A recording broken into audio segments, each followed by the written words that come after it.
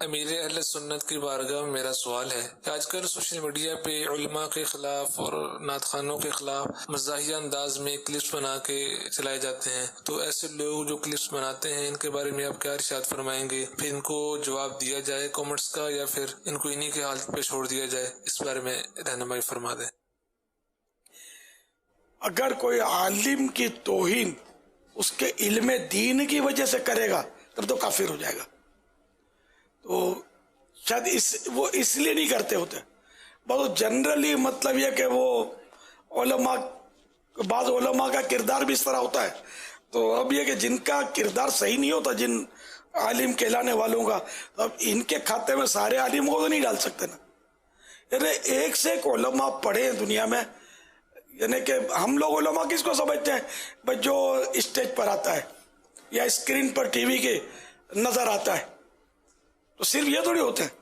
یعنی کہ ایک سے ایک جید علماء جو مطلب جامعات یا مدارس میں جو پڑھا رہے ہوتے ہیں، تدریس کر رہے ہوتے ہیں، وہ اسٹیج پر کبھی نہیں آئیں گے، ان کو ٹائم ہی نہیں ہوتا۔ ان کا کام ہی مطلب ہوگا قال اللہ وقال الرسول، یہ پڑھاتے رہتے ہیں اللہ اور رسول کے ارشادات۔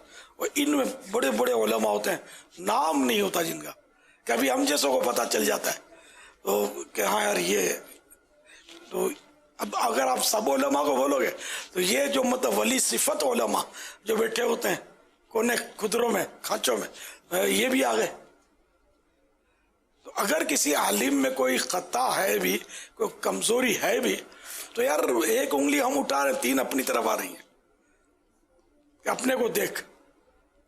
تو اچھا، پھر بھی اگر کوئی بے عمل عالم ہے، بے نمازی عالم ہے، وہ ہے عالم دین۔ عالم دین اس کو بولتے ہیں جس کا عقیدہ قرآن و سنت کے عین مطابق ہو۔ جو بد مذہب ہو، جس کا عقیدہ قرآن و حدیث کے مطابق نہیں ہے، اس کو عالم دین نہیں بولتے، ورنہ تو شیطان بہت بڑا عالم دین کہلائے گا، بہت بڑا علامہ ہی ہے، لیکن ظاہر ہے کہ یہ تو بد مذہب ہے نا۔ بلکہ بد مذہبی بھی اس کی تو حد کفر تک پہنچ گئی نا، کافر ہے نا یہ تو، قرآن نے اس کو کافر کا فتویٰ دیا نا۔ تو عالم دین چاہے بے نمازی ہے، کچھ بھی ہے نا، کیسا بھی بے عمل ہے، تاہم وہ عالم دین کی حیثیت سے تو اس کی تعظیم فرض ہے، اس کے اس منصب کی، اور اس کی توہین اس وجہ سے بس سبب علم دین کی وجہ سے اس کی توہین کرے گا تو کافر ہو جائے گا۔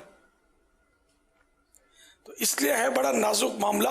لوگ علماء کے بارے میں جو بولتے ہیں، یہ ان کو توبہ کرنی چاہیے۔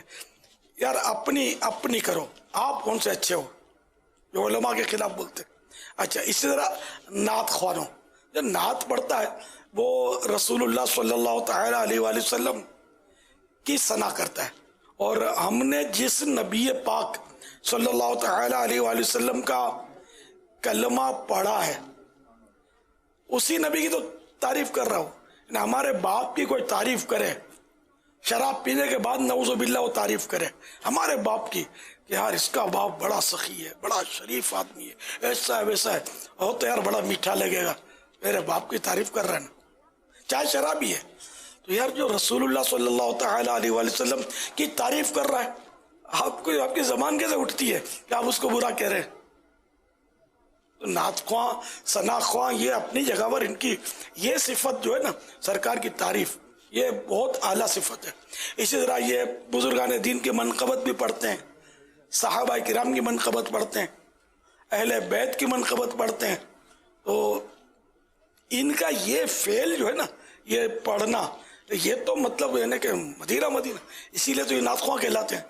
ان کو برا بھلا کہنا یہ بھی بری بات، سخت بری بات، سخت ہی بری بات، دل آزار بھی ہے۔ ظاہر ہے ایک مسلمان کو برا کہیں گے دل تو دکھے گا نا، وہ غیر مسلم تو نعت خوانی کرے گا نہیں نا۔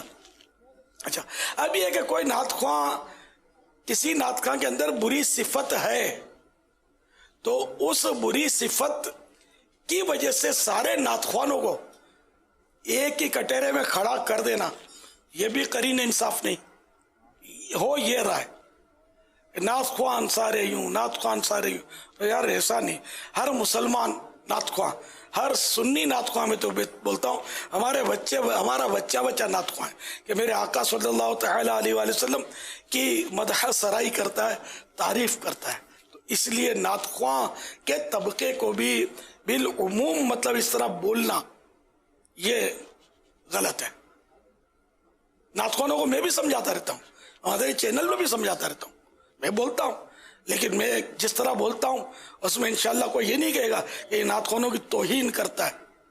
اس کے باوجود الحمدللہ نعت خوان مجھ سے کتنی محبت کرتے ہیں, یہ شاید بہت سو کو پتا ہوگا. جو بھلے دعوت اسلامی کے مدنی چینل پر نہیں ہے, مدنی چینل کا نعت خوان کوئی محبت کا اظہار کرے گا تو کوئی بولے گا کہ شاید اس لیے کہ اس کو یہ مدنی چینل پر آتا ہے.